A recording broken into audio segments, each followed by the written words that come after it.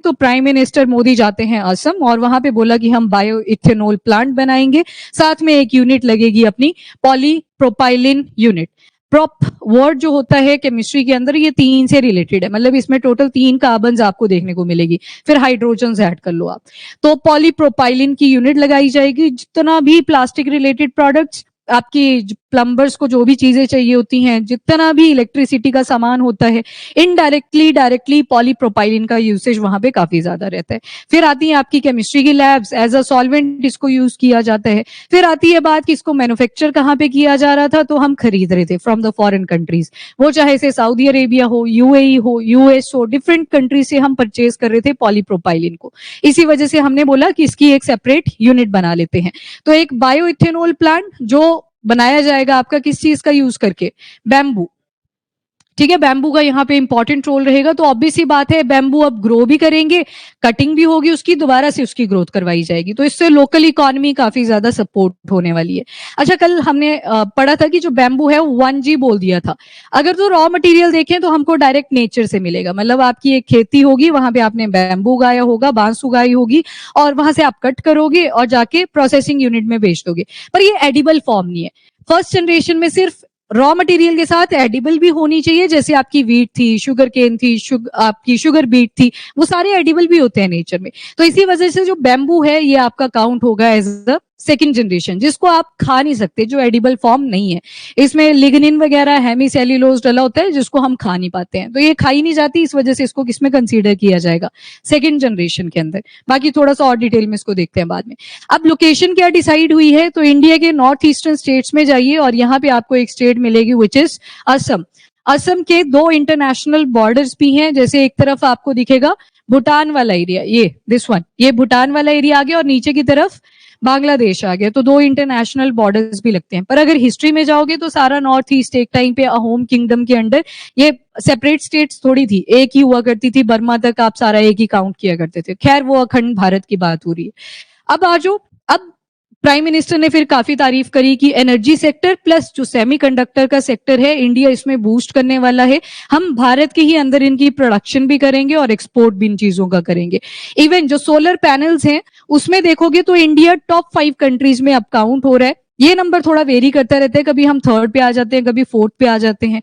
China top पे रहता है, देन यूएस आता है आपका। अभी रिसेंटली देखोगे तो इंडिया का रैंक वहां पे 3rd भी शो करा हुआ था। फिर उसके बाद जर्मनी आ जाता है, देन जापान आ जाता है। सोलर पैनल्स के अंदर ये कहीं ना कहीं टॉप 5 कंट्रीज रहती ही रहती हैं। तो सोलर पैनल्स की अगर बात हुई है तो इनडायरेक्टली सेमीकंडक्टर्स यहाँ पे भी आपके यूज होते ही हैं, लिथियम का यहाँ पे भी यूसेज रहता है, सिलिकॉन का यूज रहता है, जर्मेनियम का यूज रहता है। तो एवरी एलिमेंट जो हमारे लिए शायद क्रिटिकल भी है, तो वो सारी यूज होती है इन फील्ड्स के अंदर। और 2 की सेक्टर सबसे ज्यादा जो इंपॉर्टेंट मेंशन करे गए हैं, एक एनर्जी सेक्टर, यहाँ पे सारी पेट्रोकेमिकल इंडस्ट्री वो भी काउंट हो जाएगी, और दूसरा आपका आ जाएगा सेमीकंडक्टर्स का फील्ड। इसके बाद असम जो है वो सबसे इंपॉर्टेंट रोल प्ले कर रहा है इस टाइम पे इन सारे ग्रोथ सेक्टर्स के अंदर। तो ये थोड़ी सी तारीफ करते हैं जब यहाँ पे स्पीचेस दी जाती हैं। बीच में आप देखोगे कि ऑपोजिशन को भी क्रिटिसाइज किया जाएगा कि उन्होंने कुछ नहीं किया, हम ही कर रहे हैं अब जो भी कर रहे हैं। तो वो आपने अपने पेपर में नहीं लिखना है, हाईलाइट नहीं करना होता है, आपको सिर्फ एडवांसमेंट पे फोकस करना है कि अब क्या कर रहे हैं हम। नेक्स्ट, सिग्निफिकेंस क्या है डे का, तो देखो लगभग बहुत सारे ऐसे प्रोजेक्ट्स हैं जिनके ऊपर टोटल असम के अंदर आप देखोगे 18,000 करोड़ रुपए तक का पैसा खर्च हुआ है। ये जो प्रोपाइलिन यूनिट है इस पे तो 5,000 करोड़ गए हैं, पर मल्टीपल प्रोजेक्ट शुरू करे हुए हैं, तो ये टोटो बताया है, टोटो का मतलब होता है इन टोटल। तो 18,000 करोड़ तक का पैसा असम पे ही लगेगा जो वहां के प्रोजेक्ट्स हैं। अब यहां से शुरू हुई बात, अब प्रोपाइलिन यूनिट वाला आर्टिकल आगे हम देखेंगे। यहाँ पे बात करी ग्रीटिंग से शुरू, जो हिस्टोरिकल फिगर्स रही थी उनसे शुरू होती है। जैसे सबसे पहले तो यहाँ पे एक पूजा होती है दुर्गा की, शरोदिया दुर्गा पूजा, तो एक तो ग्रीटिंग्स दिए गए। देन दूसरा, श्रीमंता शंकरा देवा, याद है श्रीमंता शंकरा देवा के बारे में आप पहले पढ़ चुके हो। 15 to 16 सेंचुरी में ये एक सेंट हुआ करते थे, संत थे। कौन से सेंट थे, तो वैष्णव वाइट। और वैष्णव वाइट में भी कौन सी फॉर्म को प्रमोट किया था, तो answer is neo Vaishnavite. और इसमें किसकी डिवोशन होती है, तो डिवोशन टू विष्णु। और विष्णु की भी कौन सी इनकारनेशन, आंसर इज कृष्णा। तो ये श्रीमंता शंकरा देवा जी की बारे में भी बताया उन्होंने, ट्रिब्यूट दिया उनकी बर्थ एनिवर्सरी का। तो वैष्णव वाइट याद रखिएगा, नियो वैष्णव वाइट टर्म आएगी। ठीक है, ठीक है, ठीक है। श्रीमंता शंकरादेवा, याद रखिएगा, फ्रॉम असम। और इसके अलावा ऐसे नहीं है कि नियो विष्णु वाइट को ही इन्होंने सबसे ज्यादा फ्लरिश करवाया था। आपको याद होगी एक भक्ति मूवमेंट भी आती है, तो भक्ति मूवमेंट के प्रमोटर रहे हैं, ये फाउंडर नहीं थे, जो नॉर्थ ईस्टर्न स्टेट के अंदर प्रमोट करते हैं। उसके बाद श्रीमंता शंकरादेवा, टाइमलाइन याद रख लीजिएगा, 1449 टू 1568। मैंने बोला 15 टू 16 सेंचुरी। अब ये जो 15th है, यहाँ पे यही मतलब है इसका कि 1400 से लेके 1500 तक के टाइमलाइन की बात, और 16th का मतलब है 1500 टू 1600 तक के टाइमलाइन की बात। तभी तो अभी बोलते हैं 21st सेंचुरी चल रही है, ठीक है। और उसके बाद इनकी मेन कंट्रीब्यूशन कौन सी थी, तो नियो वैष्णवाइट। थिएटर फॉर्म कौन सी है, आज के टाइम क्या होता है, जितने भी कल्चर होते हैं उसे या तो म्यूजिक की फॉर्म में आप प्रिजर्व करके रखते हो, या फिर डांस की फॉर्म में प्रिजर्व करके रखते हो, या फिर थिएटर की फॉर्म में प्रिजर्व करके रखते हो। तो यहाँ पे जो थिएट्रिकल फॉर्म बहुत फ्लरिश हुई है आज के टाइम पे, वो है भावना थिएट्रिकल सिस्टम। वेरी इंपॉर्टेंट, भावना याद रखिएगा। एक डांस भी आपने पढ़ा था, याद है, सत्रिया। सत्रिया को संगीत नाटक अकेडमी ने कौन सा डांस कंसीडर किया है, क्लासिकल डांस। तो ये सत्रिय जो है ये आपके असम में आएगा। और बाकी जो नए स्टूडेंट हैं वो याद रख सकते हैं, यहां से रखा था हमने, मॉम्स ब्रेक थ्री डांस। मतलब ये डांसेस के बारे में बात कर रहे हैं इंडिया के अंदर। सबसे पहले आप कट कर लेना वहां पे जो जो वर्ड्स चाहते रहेंगे। जैसे तमिलनाडु में सबसे आपको ओल्डेस्ट फॉर्म भी मिलेगी, आंसर इज भरतनाट्यम। भरतनाट्यम जो है ये तमिलनाडु का क्लासिकल डांस आ जाएगा। वैसे ही केरला में आपने दो डांसेस देखे थे, कौन कौन, कथकली और Mohiniyattam. Very good, Mohiniyattam. अब देखो कथकली केरला में आ गया, यूपी वाला कौन सा था, कथक, ठीक है, कथक। आंध्र प्रदेश में अगर जाओगे तो आंध्र प्रदेश में कौन सी फॉर्म थी, वेरी गुड, कुचिपुड़ी। वैसे ही ओडिशा नाम से याद रह जाएगा, ओडिसी। और फिर गए आप नॉर्थ ईस्टर्न स्टेट, सबसे पहले मणिपुर का क्या था, मणिपुरी, नाम से याद रह जाएगा। और यहाँ पे कौन सा था असम में, सत्रिय। हो गए सारे, कोई स्किप तो नहीं हुआ, 1 2 3 4 5 6 7 8। अब देखो यहाँ पे जो हमने 8 लिखे हैं, ये हमारी संगीत नाटक अकेडमी जो है उसने मेंशन करे हैं कि टोटल कितने होंगे क्लासिकल डांसेस, 8। पर एक डांस और आता है जो इस रीजन में आपको मिलेगा, विच इज छाऊ डांस। अब ये जो छाऊ डांस है ये आसपास के एरिया में काफी ज्यादा फैला हुआ है, जैसे वेस्ट बंगाल में, झारखंड वाले एरिया में, बिहार वाले रीजन में। तो संगीत नाटक अकेडमी कहती है कि एक जगह को लेके स्पेसिफिक होना चाहिए क्लासिकल डांस। तो जो मिनिस्ट्री ऑफ कल्चर है हमारी, वो बोलती है कि 9 क्लासिकल डांसेस हैं, पर वहीं पे जो संगीत नाटक अकेडमी है ये बोलती है हमारे टोटल 8 क्लासिकल डांसेस हैं। तो स्टेटमेंट आपको ध्यान से पढ़नी पड़ेगी। सत्रिय अभी हमने देख लिया, सत्रिय कहाँ पे आएगा, आंसर है असम में। तो जो सत्रिय डांस है वहां पे छोटी छोटी मॉनेस्ट्री बनाई जाती थी कि हम कैसे प्रिजर्व कर सकते हैं। तो सत्रिय फॉर्म ऑफ डांस निकल के आती है असम से, जिसमें नियो वैष्णवाइट की जो टीचिंग्स थी, लर्निंग्स थी, कल्चर था, वो सारा एक्सप्लेन करा जाता है। चलो ये सिग्निफिकेंस आपने देख लिया। देन दरांग के बारे में बात करी गई, one of the place in Assam. यहाँ पे बोला कि कनेक्टिविटी प्रोजेक्ट और हेल्थ रिलेटेड प्रोजेक्ट हमने इनिशिएट कर दिए, क्योंकि पीछे देखा ना पैसा ज्यादा लगाया, 18,000 करोड़। तो और भी छोटे छोटे यहाँ पे प्रोग्राम शुरू करे हैं, प्रोजेक्ट शुरू करे हैं। और जो गोलाघाट रीजन डिसाइड हुआ है, ये मेनली हम एनर्जी सिक्योरिटी रिलेटेड प्रोजेक्ट जितने भी चलेंगे उनके ऊपर फोकस करेंगे, प्लस क्लीन एनर्जी गोल। क्योंकि आपका एसडीजी नंबर 7 क्या कहता है, affordable and clean energy. Very good, affordable and clean energy के बारे में मेंशन किया गया है सस्टेनेबल डेवलपमेंट गोल नंबर 7 के अंदर। और साथ में एसडीजी 13 क्लाइमेट एक्शन, उसी के लिए तो सारी फाइट चल रही है ये। उसके बाद एनर्जी सिग्निफिकेंस। अब हिस्टोरिकली अगर देखोगे तो पेट्रोलियम प्रोडक्ट्स क्रूड फॉर्म में हमको असम में बहुत पहले से मिल रखी हैं, इसी वजह से डेजिग्नेशन किसको डिसाइड करा गया है, असम को करा गया है। उसके बाद इंडिया की एनर्जी डिमांड और सेल्फ रिलायंस। अब हमने बोला भी है कि जो यूनाइटेड नेशन ने 17 सस्टेनेबल डेवलपमेंट गोल्स रखे हुए हैं, उनको हमने अचीव करना है बाय एंड ऑफ 2030। तो मतलब रिन्यूएबल एनर्जी की तरफ हम जा रहे हैं। आपने एक पोर्ट भी पढ़ी थी, बंदरगाह भी पढ़ी थी, जिसने first green hydrogen power plant को एज अ पायलट प्रोजेक्ट शुरू करा है, तूती कोरिन पोर्ट, जिसको अब क्या बोला जाता है, वीओ चिदम्बरनार पोर्ट, ठीक है, चिदम्बरनार पोर्ट। तो ये फर्स्ट बन चुका है इन इटसेल्फ, जिसने ग्रीन हाइड्रोजन को बोला है कि एज अ फ्यूल हम यूज करेंगे, चाहे वेसल या फिर कार्गो के लिए। तो ये सारी फाइट किसके लिए है? जो हमारी एनर्जी डिमांड इमर्ज कर रही है, क्योंकि हम कोल के ऊपर बहुत ज्यादा डिपेंडेंट है। अगर कोल के ऊपर डिपेंडेंट है तो कार्बन डाइऑक्साइड एमिशन के लिए भी हम ज्यादा रिस्पॉन्सिबल होंगे। इसी रीजन की वजह से बहुत ज्यादा oil and gas lakh of crore रुपए में हम इंपोर्ट ही करते हैं, खरीदते हैं फ्रॉम अरेबियन नेशन, रशिया, इन सारी कंट्री से। तो उसको भी हमको रिड्यूस करना है। इसी वजह से एनर्जी सेक्टर हम अपने कंट्री के ही अंदर डेवलप करेंगे। उसके बाद एक और ट्राई जो हम कर रहे हैं कि नए क्रूड ऑयल और गैस रिजर्व्स हमको मिल जाए अगर अपनी ही कंट्री के अंदर, तो और ज्यादा डिपेंडेंसी रिड्यूस हो सकती है और ग्रीन एनर्जी में हम अपनी कैपेबिलिटीज को और ज्यादा इंप्रूव कर सकते हैं।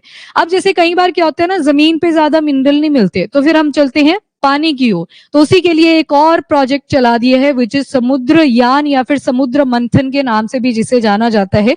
इसमें हम क्या करेंगे? National deep water exploration mission, मतलब गवर्नमेंट ऑफ इंडिया पैसा लगाएगी, डीप वाटर सी के अंडर हम जाएंगे और डेप्थ कितनी डिसाइड करी गई है 6000 मीटर तक की, और वहां पे एक्सप्लोरेशन करेंगे। किस चीज की? Again minerals. क्योंकि जितने भी आपकी ना वाटर होते हैं, यहाँ पे हाइड्रोथर्मल वेंट्स बने होते हैं।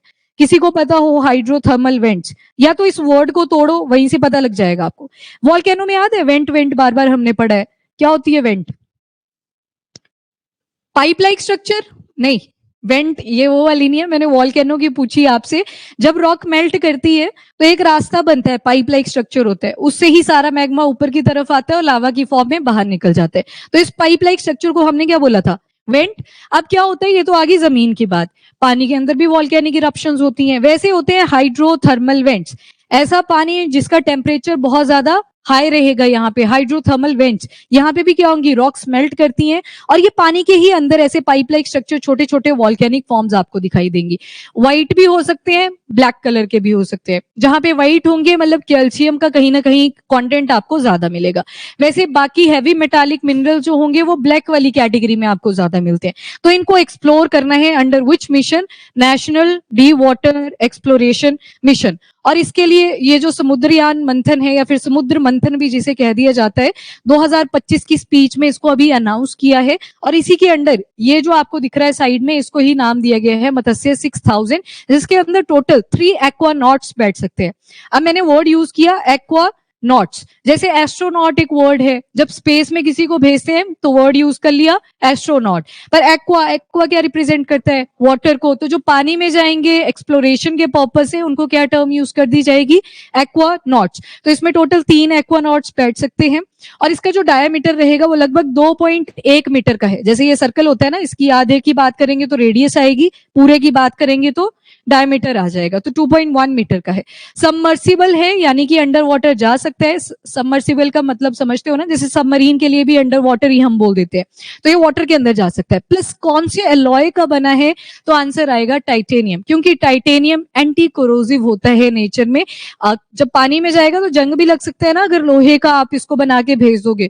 तो टाइटेनियम का यहाँ पे यूज करा है। आयरन के कंपैरिजन में बेशक हमको महंगा मिलेगा, पर एक्वानॉट्स की जो सेफ्टी होती है उसको इंश्योर किया जा सकता है। प्रेशर वगैरह अच्छे से मेंटेन हो जाता है। और इवन आप देखते हो जितने भी सर्जिकल इम्प्लांट्स होते हैं हमारी बॉडी के अंदर, किसी को फ्रैक्चर वगैरह अगर हो जाता है जिसमें बड़े लॉन्ग लास्टिंग आपको कोई मेटल पाइप वगैरह डाल के रखनी पड़ेगी, वहां पे भी किसका यूज करते हैं? टाइटेनियम। इवन जो आर्टिफिशियल हार्ट वाला आपने एक आर्टिकल पढ़ा था एक जमाने में कि ऑस्ट्रेलिया ने बनाया था, वो भी कौन सी मेटल का, सॉरी एलॉय का यूज करके बनाया था? टाइटेनियम। मिक्सचर ऑफ मेटल्स होती हैं, इस वजह से यूज किया जाता है एलॉय। उसके बाद कितनी कैपेसिटी रहेगी, कितने डेप्थ में ये जाएगा? तो लगभग 6000 मीटर्स। कितनी एंड्योरेंस है, मतलब कब तक ये नॉर्मली फंक्शन कर सकता है? तो 12 आवर्स। पर एंड्योरेंस कैपेबिलिटी इंक्रीज कर दी गई है अब अप टू 96 आवर्स की। इतना भी ये इंक्रीज कर सकते हैं हम कि इमरजेंसी वाली अगर कोई सिचुएशन बनती है तो 96 आवर्स तक जो एक्वानॉट्स हैं वो सर्वाइव कर सकते हैं। उसके बाद ये नेविगेशन के पर्पज से रहेगा। सैंपल्स कलेक्ट करे जाएंगे from the base of seas कि क्या क्या वहां पे प्रेजेंट है, तभी तो मिनरल्स को अंडरस्टैंड हम कर पाएंगे। Next, green energy progress. तो 2030 के भी अपने बहुत से टारगेट्स हैं। बाकी ये टॉप 5 वही बताया कि ग्लोबली अगर देखें तो सोलर एनर्जी में हमारा अच्छा रैंक है।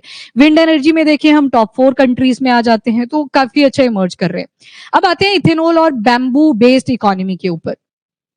बैम्बू की पहले क्या था, अब यहाँ पे ऑपोजिशन की अगर बात करें, जो पहले वाली सरकारें हुआ करती थी, उन्होंने बैम्बू की कटिंग के ऊपर बैन लगा के रखा हुआ था। अब उसके पीछे का जो इंटेंशन था वो था कि फ्लड ना आए, इरोजन ना हो, उस वजह से, ठीक है। अब वो इंटेंशन था, उसकी बात प्रेजेंट गवर्नमेंट्स नहीं करती हैं, वो पॉलिटिकल व्यू आ गया, उसको छोड़ दो। तो इन्होंने बोला कि हम तो बैम्बू बेस्ड इथेनॉल प्लांट लगाने जा रहे हैं, जहां पे लोकल इकोनॉमी बहुत ज्यादा सपोर्ट होगी। जितने भी लोग हैं जो बैम्बू की खेती करते हैं वो वहां से कटिंग किया करेंगे, डायरेक्टली जो प्रोसेसिंग यूनिट लगी होगी, वर्ड यूज किया प्रोसेसिंग यूनिट। याद है वो विनास वगैरह देखा था आपने, शुगर केन में एक आउटपुट निकल के आई थी जिसको फिर फर्टिलाइजर्स में हम यूज कर लेते थे, और साथ में एक प्रोडक्ट निकल के आया था इथेनॉल। लास्ट में याद हो अगर आपको, वो प्रोसेसिंग यूनिट देखी थी, डिस्टिलेशन वगैरह करी थी, पहले फर्मेंटेशन हमने करी थी, ईस्ट वगैरह डलता है, एंजाइम्स डाले जाते हैं, और फिर फाइनली इथेनॉल डेवलप हो जाता है।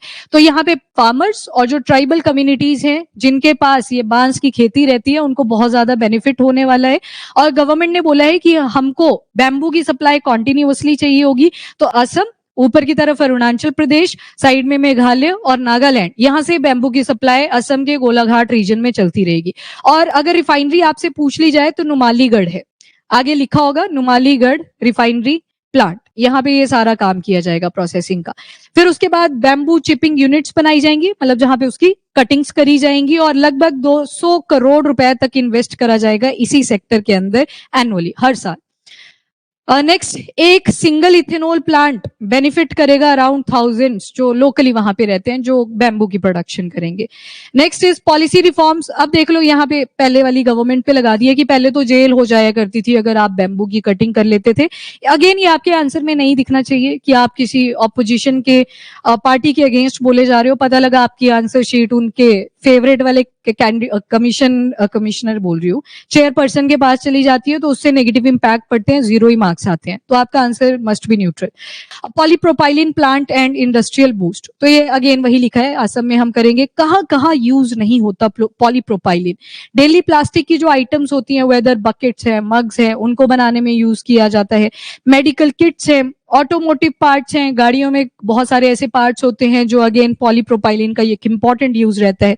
टेक्सटाइल वेरी इंपॉर्टेंट, हम ऐसे टेक्सटाइल के ऊपर भी फोकस कर रहे हैं जो पॉलीप्रोपाइलिन से बना हो। अभी आगे सिल्क के बारे में आएगा, वहां पे इसको थोड़ा और एक्सप्लेन कर देंगे।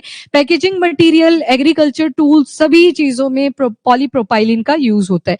तो इससे क्या हुआ, वो जो इनिशिएटिव है ना मेक इन इंडिया, वैसे ही मेक इन असम भी काफी ज्यादा पॉपुलराइज करेगा आफ्टर इस सेटअप के बाद। और रीजनल मैन्युफैक्चरिंग इंडस्ट्री भी बूस्ट होगी, क्योंकि पड़ोस में हमारे एक और मैन्युफैक्चरर हब है which is China. Next is gamosa, eri and muga. अब ये सारी सिल्क की फॉर्म है। नंबर 1 क्वेश्चन, ये जो गमोसा है, एरी है एंड मुगा है, ये है क्या चीजें? तो ये सारी सिल्क की फॉर्म्स है। इवन ये जो गमोसा है इसको जीआई टैग भी दे रखा है, ये जीआई टैग प्रोडक्ट है। एक टाट, टाट वर्ड सुना है आपने कभी? किसके लिए यूज होता है? टाट, मैट के लिए यूज कर लिया जाता है, हैंडीक्राफ्ट जिसको हाथ से खुद बनाया जाता है।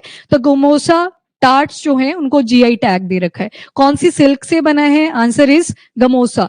देन एरी है, मुगा है, ये सारी किसकी फॉर्म है? सिल्क की। अब एक जो पोटेंशियल यहां से निकाला जाता है वो ये कि पॉलीप्रोपाइलिन का यूज करके इस सिल्क का हम पॉलीप्रोपाइलिन टेक्सटाइल बनाए।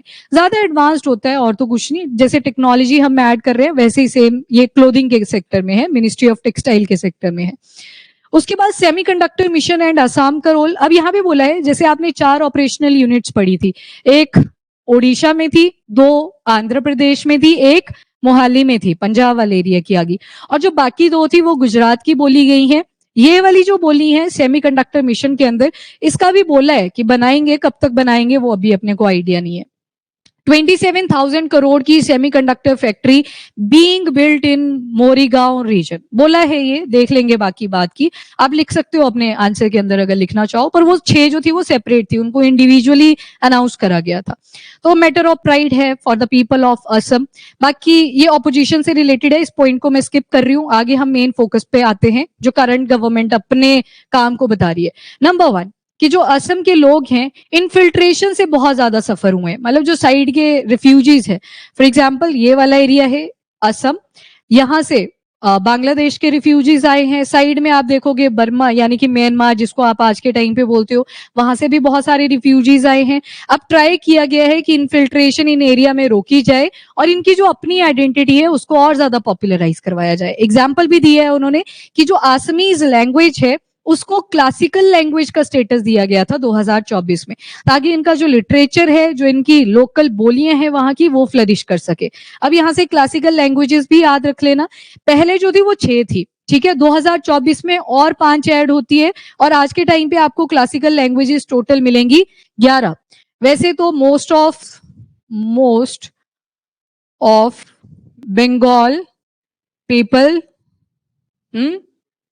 हाँ केटीएम पर, इससे ये सारी लैंग्वेजेस आपको याद रह जाएंगी। पर एक और शॉर्टकट माना हो तो आपको याद होगी, तमिल के बारे में एक दिन डिस्कस किया था जब इंडस वैली सिविलाइजेशन वाली स्क्रिप्ट देखी थी। सबसे पुरानी कंसीडर करी जाती है तो 2004 के अंदर सबसे पहले क्लासिकल लैंग्वेज का स्टेटस भी किसको मिला था? तमिल को ही मिला था। तो जैसे भरतनाट्यम है classical dance of Tamil Nadu, again वहीं का था ना, तो उसको भी पहले जो क्लासिकल डांस का दर्जा मिला था वो भी किसको गया था? भरतनाट्यम को। तो ये तमिल है। फिर दूसरे नंबर पे 2005 में संस्कृत को क्लासिकल लैंग्वेज का स्टेटस दे दिया गया। फिर 2008 में 2 लैंग्वेजेस थी जिनको क्लासिकल डांस डेजिग्नेट करा गया। एक आ जाएगी तेलुगु। तेलुगु कौन से एरिया में होती है? आंध्र प्रदेश और जो तेलंगाना वाला एरिया है उस एरिया में, ठीक है। कन्नड़ा आ गई, कन्नड़ा को भी 2008 में ही क्लासिकल लैंग्वेज का स्टेटस मिल गया था। फिर आती है आपकी मलयालम। मलयालम कौन से एरिया की आ गई? ठीक है, केरला वाले एरिया में 2013 में इनको भी क्लासिकल लैंग्वेज का स्टेटस दे दिया।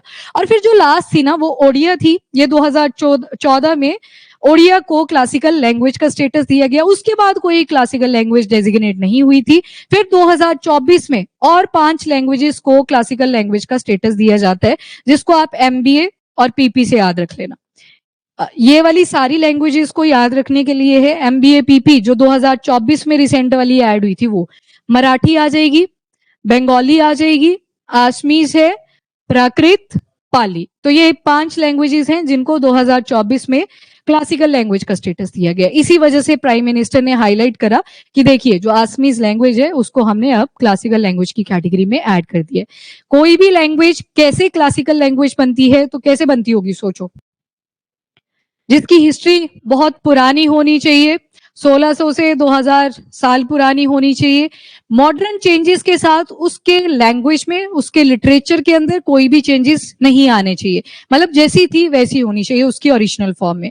और हाँ, लिटरेचर काफी होने चाहिए ताकि प्रूफ मिल जाए कि कितनी पुरानी ये सिविलाइजेशन या फिर ये लिटरेचर एग्जिस्ट किया करता था। तो उसके बेसिस पे हम प्राकृत और पाली, 2 लैंग्वेजेस और हैं, प्राकृत और पाली, तो इस बेसिस पे हम क्लासिकल लैंग्वेज का डेजिग्नेशन दे देते हैं। मतलब पुरानी होनी चाहिए, चेंजेस नहीं होने चाहिए। विद टाइम जब इवोल्यूशन हुआ लोगों के बीच में, लोग मॉडर्न होते गए, पर वो लिटरेचर वैसा ही होना चाहिए जैसे पहले था, ओरिजिनल होना चाहिए। बी से बंगाली, ए से आसमीज, एम से मराठी, पीपी से पाली एंड प्राकृत। मराठी, बंगाली, आसमीज, प्राकृत और पाली। हाँ जी Amit, yes, exclusive economic zone वहीं तक होती है ना हमारी जुडिशियल जो एक्टिविटी होती है, तो वहीं तक एक्सप्लोरेशन करी जाएगी डीप सी की उसके अंडर। जी बिल्कुल,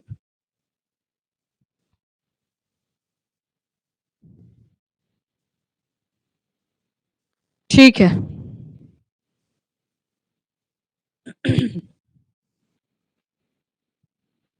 चलो नेक्स्ट। फिर उसके बाद बोला गया है कि इवन नेशनल एजुकेशन पॉलिसी के अंदर हमने लोकल लैंग्वेज को भी बढ़ावा देने का डिसीजन लिया है। मतलब वो जो 3 लैंग्वेज पॉलिसी आप बार बार सुनते हो, और उसमें फिर कॉन्फ्लिक्ट आ गया था कि हिंदी क्यों सब जगह पे बोली जाएगी, तो नॉर्थ पार्ट ऑफ इंडिया के जो लोग हैं वही ज्यादा प्रेफर करते हैं। तो ये फाइट चलती जाती है। खैर सरकार का काम था कि लोकल लैंग्वेज को भी हमने फ्लरिश करवाना है, तो करवा दिया।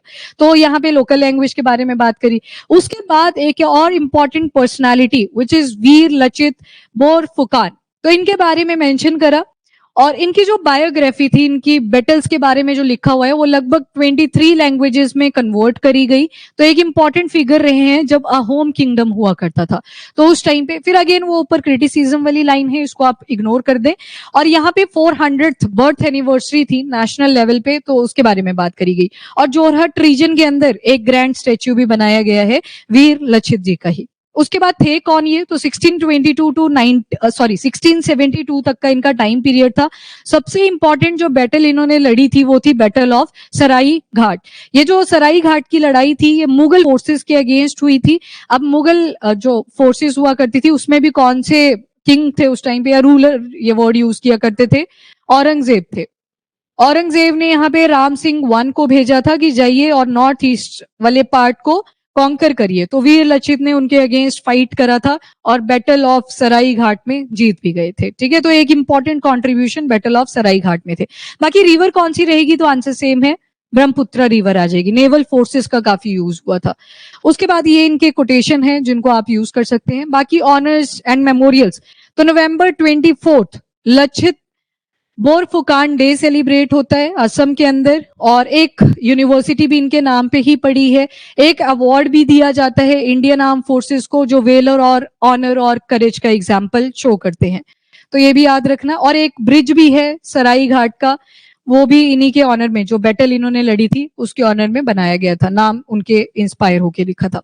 इसके बाद कल्चर एंड हेरिटेज साइट्स के बारे में बात करी गई।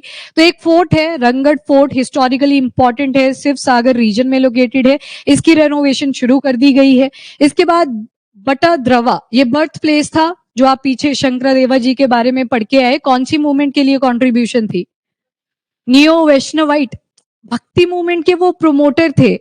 फाउंडर किसके थे, तो नियो वैष्णवाइट के थे। तभी मैंने वहां पे स्पेसिफिक बोला था क्योंकि ये सवाल बनता है। तो भक्ति मूवमेंट के फाउंडर नहीं थे। इसके बाद वर्ल्ड क्लास टूरिज्म सेंटर यहाँ पे बनाया जा रहा है। माँ कामाख्या देवी टेम्पल आपने सुना होगा, कौन सी हिल्स में लोकेटेड है, नीलाचल हिल्स आगे लिखा हुआ है। और यहाँ पे भी एक कॉरिडोर बनाया जाएगा जहां पे इको टूरिज्म को प्रमोट किया जाएगा, कनेक्टिविटी और ज्यादा इंक्रीज करी जाएगी। वैसे ही जैसे वाराणसी का काशी विश्वनाथ धाम है और उज्जैन का महाकाल महालोक है, तो यहाँ पे भी कॉरिडोर्स बनाए गए हैं, कनेक्टिविटी भी इंक्रीज करी गई है, प्लस इको टूरिज्म को सपोर्ट किया है। सेम कॉरिडोर माँ कामाख्या देवी के लिए भी बनाया जाएगा। अब टेम्पल के बारे में अगर देखो तो पहला सवाल, क्या ये यूनेस्को वर्ल्ड हेरिटेज लिस्ट में इंक्लूडेड है, तो आंसर इज नो, नहीं है इंक्लूडेड। सिर्फ अभी आगे देखते हैं उसके बारे में। तो नीलाचल हिल आ जाएगा आपका आंसर, गुवाहाटी रीजन में लोकेटेड है टेम्पल, और वन ऑफ द शक्ति पीठ में भी काउंट करा जाता है। तो सती देवी और लॉर्ड शिवा वाली स्टोरी आती है, जब इंसल्ट होती है लॉर्ड शिवा की, तो उसके बाद जो सती देवी थी उन्होंने खुद को इमोलेट कर दिया था। फिर जो बॉडी थी उनकी उसको उठा के लॉर्ड शिवा जाते हैं। फिर विष्णु जी सब देख रहे थे तो उनको लगा ये ठीक नहीं हो रहा है, सुदर्शन चक्र उन्होंने यूज करा था और सती देवी के सारे पार्ट्स को पीसेस में तोड़ दिया था। टोटल पीसेस 52 बने थे। वन ऑफ द पीस जो काउंट होता है रिप्रोडक्टिव वाला पार्ट, वो यहाँ पे गिरा था आके। तो अंबुबाची मेला भी यहाँ पे मनाया जाता है। यूनिक तांत्रिक एक्टिविटीज भी करी जाती हैं। फर्टिलिटी को रिप्रेजेंट करता है। तो यहाँ पे माना जाता है कि जो देवी हैं उनके मेंस्ट्रुअल पीरियड जब शुरू होता है तो 3 दिन तक फिर मंदिर भी बंद रहता है। तो कौन सा मेला है, अंबुबाची मेला। ये जून के आसपास हमने किया भी था अंबुबाची मेला के बारे में। तो ये कौन से टेम्पल से एसोसिएटेड है, आंसर माँ कामाख्या देवी टेम्पल। बहुत सारे मिलियन ऑफ डिवोटीज हर साल यहाँ पे आते हैं इस temple. Okay, next issue of illegal infiltration, ये मैंने पीछे बता दिया आपको, रिफ्यूजी वाला पॉइंट है उसके बारे में मेंशन करा है। एक मिशन और चलाया गया है विच इज मिशन वसुंधरा। अब होता क्या है, कई बार जो राजाओं की फैमिलीज हुआ करती थी, फॉर एग्जाम्पल अहोम किंगडम भी था, वैसे राजगोवंशीज का आपने एक टाइम पीरियड सुना होगा, गोरखा कम्युनिटीज, इनको बोला कि आपको हम पट्टास देंगे। अब ये पट्टास क्या चीजें हैं, एक ऑफिशियल डॉक्यूमेंट है जिसमें लिख दिया जाएगा कि कौन सी फैमिली की लिनियज से ये बिलोंग किया करते थे, तो उनकी वो जो आइडेंटिटी थी उसको दोबारा से प्रोवाइड करा जाएगा। तो उसके ऊपर एक मिशन चलाया गया है, मिशन वसुंधरा। लैंड पट्टास उनको प्रोवाइड करिए जाएंगे, जमीनें एलोकेट करी जाएंगी। तो पट्टास का मतलब ही क्या है, ऑफिशियल डॉक्यूमेंट जो ऊपर की 3 कम्युनिटी से रिलेटेड है। ठीक है, गोरखाज आगे, अहोम और राजगोवंशीज आगे। नेक्स्ट है pro poor governance and basic need. बाकी यहाँ पे बोला नागरिक देवो भव, हम सिटीजन सेंट्रिक पॉलिसीज लेके आते हैं, अगेन यहाँ पे पॉलिटिकल स्टेटमेंट आ जाएगी। हमने ऐसे नहीं है कि पुअर को नेग्लेक्ट कर दिया है, हम उन्हीं के लिए जो उनकी बेसिक नीड्स हैं उनको फुलफिल करने के लिए लेके आते हैं। चलो 20+ लाख परमानेंट हाउसेस प्रोवाइड करे जाएंगे जो असम में पुअर लोग हैं, और रैपिड प्रोग्रेस हो रही है। जो टैप वाटर सप्लाई है, हर घर जल होना चाहिए, उसकी कनेक्टिविटी इंश्योर करी गई है। Then support to tea garden workers. आज के टाइम पे जो चाय है असम की वो वर्ल्ड वाइड पॉपुलर है, तो उसके लिए फार्मर्स को और ज्यादा इन्वेस्टमेंट प्रमोट करवाई जाएगी और पैसा गवर्नमेंट के एंड से भी आएगा, उसी के बारे में बात करिए। और जो मैटरनल और इन्फेंट मोर्टेलिटी रेट्स हैं वो भी गवर्नमेंट ने रिड्यूस किए हैं। मैटरनल मतलब जो मदर और बच्चों की डेथ हो जाती है डिलीवरी के टाइम पीरियड पे, उसको रिड्यूस करा है, या फिर अगर पैदा हो भी जाता है तो डिजीज की वजह से डेथ हो जाती है, मेल नरिशमेंट की वजह से डेथ हो जाती है, तो उसके बारे में बात करी गई। मतलब करोड़ ऑफ रुपीज हम यहाँ पे वेलफेयर स्कीम्स के ऊपर इन्वेस्ट करने जा रहे हैं। इसके बाद अब जो रिसेंट वाला है that is bio ethanol plant plus जो पॉलीप्रोपाइलिन की यूनिट लगाई जाएगी। कौन सी रिफाइनरी है, नाम याद रखिएगा, नुमालीगढ़ रिफाइनरी लिमिटेड, ठीक है, और गोलाघाट रीजन आ जाएगा असम का। और क्लीन एनर्जी, फॉसिल फ्यूल के ऊपर जो हमारी डिपेंडेंस है उसको रिड्यूस करना, ये हमारे सारे टारगेट्स हैं। और जो सोशियो इकोनॉमिक डेवलपमेंट है लोगों की, उसके ऊपर फोकस करना हमारा टारगेट है। ओके, थोड़ा सा असम के बारे में देख लो। कैपिटल क्या आती है, दिसपुर, ठीक है। अब यहाँ पे जो स्टेट बाउंड्रीज है आपको पता है सारी की सारी नॉर्थ ईस्टर्न स्टेट यहाँ पे लगती है। अरुणाचल प्रदेश है, नागालैंड है, मिजोरम है, मणिपुर है, त्रिपुरा है और यहाँ पे मेघालय है, ये सारा टच करता है। बाकी इंटरनेशनल बॉर्डर आपने देखा इस रीजन के अंदर, यहाँ पे बांग्लादेश वाला, और यहाँ पे आपने देखा आगे को दैट इज भूटान वाला एरिया, यहाँ पे इंटरनेशनल बॉर्डर्स भी टच करते हैं। साथ में रिसोर्सेज क्या क्या इंपॉर्टेंट है, तो पेट्रोलियम क्रूड फॉर्म में प्रेजेंट है, नेचुरल गैस यूटिलाइज्ड है, कोल, लाइमस्टोन, माइनर मिनरल्स भी यहाँ पे प्रेजेंट है इन, और क्वार्ट्ज और फेल्सपर। क्वार्ट्ज और फेल्सपर अब माइनर मिनरल है या फिर मेजर, अब ये मेजर मिनरल है। माइनर मिनरल किसी भी लोकल इकोनॉमी को सपोर्ट करता है, पर मेजर मिनरल में आपने देखा था पैन इंडिया लेवल पे कंट्रीब्यूशन करता है। तो पहले ये जो क्वार्टजाइट था, फेल्सपर था, ये माइनर मिनरल्स हुआ करती थी। 2024 फेब मंथ की 25 उसी फेब मंथ के अंदर ये जो क्वार्टजाइट और फेल्सपर है, इंक्लूडिंग माइका और एक और मिनरल था, जिप नहीं, एक और मिनरल थी, one more was there, feldspar था, क्वार्टजाइट था, माइका था और एक और थी, कौन सी थी वो मुझे भी ध्यान नहीं आ रही है, याद करना उसको। एक और थी, 4 थी ना टोटल, जिनको माइनर से मेजर में ऐड कर दिया था। बेराइट्स, यस, ठीक है। तो ये 4 थी जिनको ऐड कर दिया गया है इनटू मेजर मिनरल्स, मतलब अब पैन इंडिया लेवल पे यूज होंगी। इसके बाद नेशनल पार्क टोटल कितने हैं, 7, जो असम के अंदर डेजिग्नेटेड है। मैप पे अगर देखोगे तो काजीरंगा आपने सबसे पॉपुलर सुना ही होगा, तो काजीरंगा नेशनल पार्क, इसको यूनेस्को वर्ल्ड हेरिटेज साइट में भी इंक्लूड करा गया है और ये काफी फेमस है वन हॉर्न्ड राइनो में। ये साइड में पिक्चर लगी हुई है। IUCN स्टेटस देखोगे वन हॉर्न राइनो का तो वल्नरेबल कैटेगरी में है और काफी ज्यादा नंबर भी इंक्रीज किया था, मतलब कंजर्वेशन एफर्ट डाले गए थे और इलीगल तरीके से जो इनके हॉर्न्स वगैरह कट कर दिए जाते थे उसके ऊपर भी चेक रखा गया था जो गवर्नमेंट ऑफिशियल्स है। इसके बाद टाइगर्स भी काफी इंपॉर्टेंट है, एलिफेंट्स हैं, वाइल्ड बफलोज है, ये सारी आपको यूनेस्को वर्ल्ड हेरिटेज साइट वाला जो नेशनल पार्क है which is Kaziranga national park, यहाँ पे मिलेगी। दूसरा नेशनल पार्क आपका मानस नेशनल पार्क है, ये भी यूनेस्को वर्ल्ड हेरिटेज लिस्ट में इंक्लूडेड है। प्रोजेक्ट टाइगर रिजर्व, एक प्रोजेक्ट टाइगर चलाया गया था कि जो टाइगर की कंजर्वेशन है वो भी अपने को करनी पड़ेगी, नहीं तो सारी की सारी फूड चेन डिस्टर्ब कर जाएगी, तो उसी का एक पार्ट यहाँ पे भी इंक्लूड करा गया था मानस नेशनल पार्क में, ये भी यूनेस्को वर्ल्ड हेरिटेज का एक पार्ट है। टाइगर, गोल्डन लंगूर्स और डाइवर्स बर्ड स्पीशी आपको यहाँ पे मिलेगी। ये जो गोल्डन लंगूर्स हैं, याद करो कोविड-19 की वैक्सीन जब बनी थी तो बंदरों के ऊपर टेस्टिंग करनी पड़ती है, क्लिनिकल ट्रायल्स इन्हीं लंगूर्स के ऊपर करी गई थी, गोल्डन लंगूर्स के ऊपर। चलो, मानस नेशनल पार्क, तो एक आपने देख लिया काजीरंगा नेशनल पार्क, दूसरा आपने देखा मानस नेशनल पार्क, दोनों ही यूनेस्को वर्ल्ड हेरिटेज लिस्ट में इंक्लूडेड है। उसके बाद आ गया नामेरी। नामेरी आपको ऊपर वाले पार्ट में, यानी कि यहाँ से ब्रह्मपुत्र रिवर जाएगी उसके बिल्कुल नॉर्थ वाले पार्ट में जाएगा, ठीक है। तो नामेरी नेशनल पार्क जो है ये भी आपका असम का ही पार्ट है। इसके बारे में देख लो, सोनितपुर डिस्ट्रिक्ट में लोकेटेड है। एलिफेंट्स हो गए, बर्ड, रिवर राफ्टिंग के लिए बहुत ज्यादा जाना जाता है। कौन सी रिवर, तो जिया भोरोली रिवर, रिवर राफ्टिंग के लिए काफी ज्यादा पॉपुलर है नामेरी नेशनल पार्क।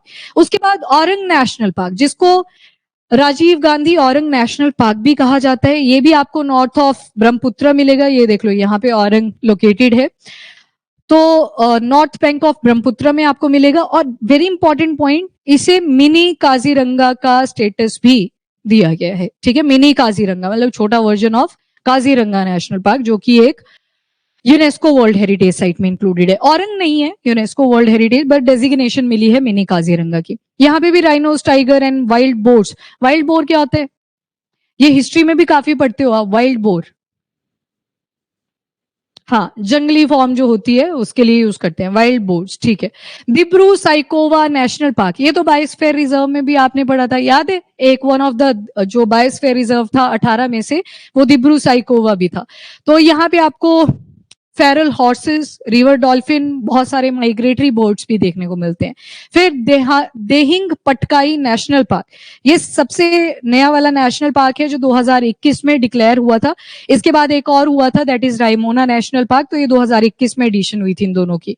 और ये डेंस रेन फॉरेस्ट के लिए जाना जाता है। Elephants, clouded leopard, rich biodiversity आपको मिलेगी, बिल्कुल टॉप पे है। ये दिब्रू साइकोवा है, यहाँ पे दिहिंग पटकाई वाला नेशनल पार्क आ जाएगा। यहीं पे किए थे ना बायोस्फीयर रिजर्व भी, याद होगा, दिब्रू दिहिंग इकट्ठा पड़ा था, फिर अरुणाचल प्रदेश गए थे, तो यही वाला है वो बायोस्फीयर रिजर्व भी जिसे डिक्लेयर करा है। देन रायमोना नेशनल पार्क है, ये भी 2021 में ही नया नेशनल पार्क यहाँ पे इंक्लूड हुआ था।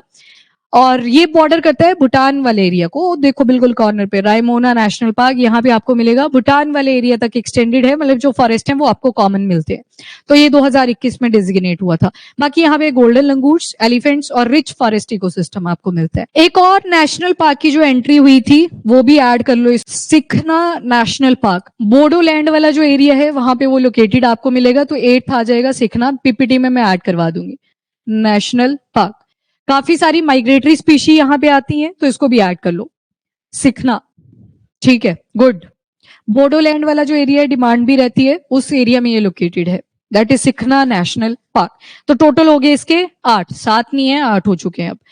ओके जी, तो ये था आपका असम से रिलेटेड इंपॉर्टेंट। इसके बाद रामसर साइट। रामसर साइट मतलब एक ऐसा वेटलैंड जो सेचुरेटेड होता है वाटर के साथ, या तो परमानेंट होगा पानी वहां पे, या फिर सीजनल हो सकता है, जब बारिश होएगी तब पानी आ जाएगा, अदरवाइज वहां पे पानी नहीं मिलता, थोड़ा बहुत सेचुरेटेड रहता है। तो यहाँ पे एक लेक है, दिपौर बील लेक ऑफ असम, जिसको रामसर साइट में इंक्लूड करा गया है। ओनली वन साइट जो असम से है जिसे रामसर साइट का डेजिग्नेशन भी मिला है।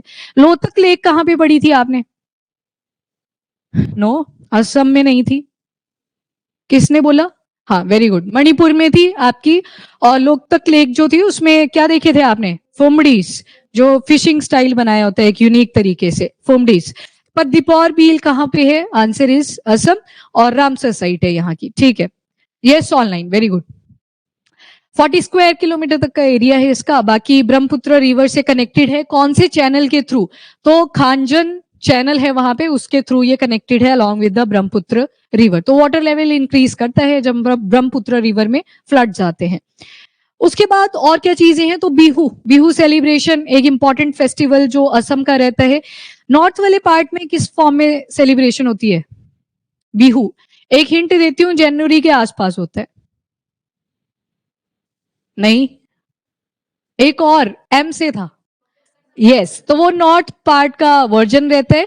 बाकी बिहू की डिफरेंट फॉर्म्स असम में आपको मिलेगी। एक भोगाली बिहू होता है, मतलब डिफरेंट टाइप के बिहू ये सेलिब्रेट करते हैं जब हार्वेस्टिंग का टाइम हो जाता है और नई क्रॉप को सो करने का टाइम आता है। तो बिहू इनका स्टेट फेस्टिवल आ गया। बाकी स्टेट डांस वही है जो यहाँ पे आपने एक क्लासिकल डांस भी पढ़ा, which is Sattriya dance. State flower अगर देखोगे तो फॉक्सटेल ऑर्किड्स हैं, ये देख लो साइड में, फॉक्सटेल ऑर्किड्स, जिसका लोकल नेम है कोपोऊ फूल। फूल मतलब फ्लावर की बात हो रही है, कोपोऊ उसका लोकल नेम है। एंड स्टेट ट्री अगर देखोगे तो ये दिख जाएगा आपको, काफी अलग सा है, होलोंग भी बोलते हैं। इवन एक मंकीज की भी टाइप होती है होलोंग, और एक यहाँ पे वाइल्ड लाइफ सेंचुरी भी है जो होलोंग के ही नाम पे है, तो होलोंग।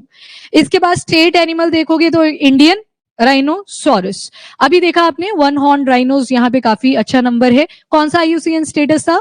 वल्नरेबल, ये भी ध्यान में रखना। उसके बाद नेक्स्ट स्टेट बर्ड अगर देखेंगे तो ये साइड में जो आपको वुड डक दिख रही है, व्हाइट विंग्ड वुड डक, यही इनका स्टेट वर्ड भी है। और स्टेट फ्रूट अगर देखोगे तो काजी नीमू, जो साइड में पिक्चर लगी हुई है kaji nemu, this is their state fruit.